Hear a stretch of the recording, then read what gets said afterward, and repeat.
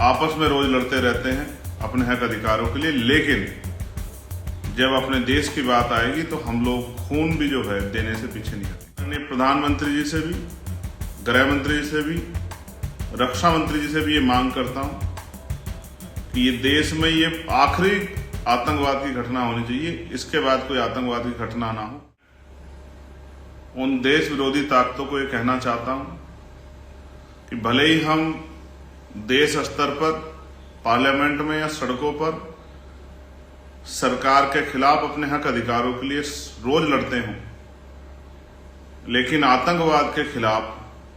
हम सब लोग देश के साथ खड़े हैं। इस बात का भ्रम किसी को, देश विरोधी को नहीं होना चाहिए।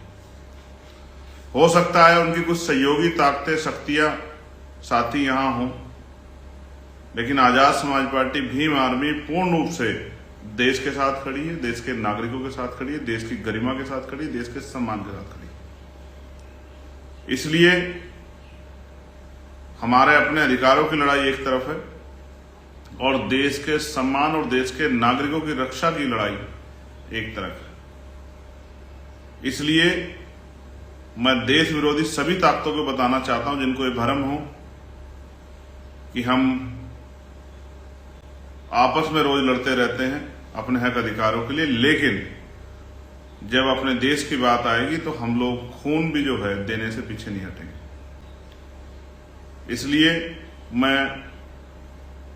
इंतजार कर रहा हूं कि सरकार किस तरह के और सख्त कदम उठा के आतंकवाद पर कड़ा रुख अपनाते हुए इस पर रोक लगाने का काम करेगी। मैं आदरणीय प्रधानमंत्री जी से भी, गृह मंत्री जी से भी, रक्षा मंत्री जी से भी ये मांग करता हूं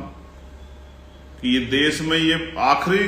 आतंकवाद की घटना होनी चाहिए, इसके बाद कोई आतंकवाद की घटना ना हो। ये जिम्मेदारी सुनिश्चित करना आप लोगों का काम। इसलिए मैं पूरी जिम्मेदारी से आजाद समाज पार्टी भीम आर्मी की तरफ से इस हमले की कठोर निंदा करता हूं और इस हमले में शामिल चाहे वो आतंकवादी देश के अंदर के हों या देश के बाहर किसी देश के हों,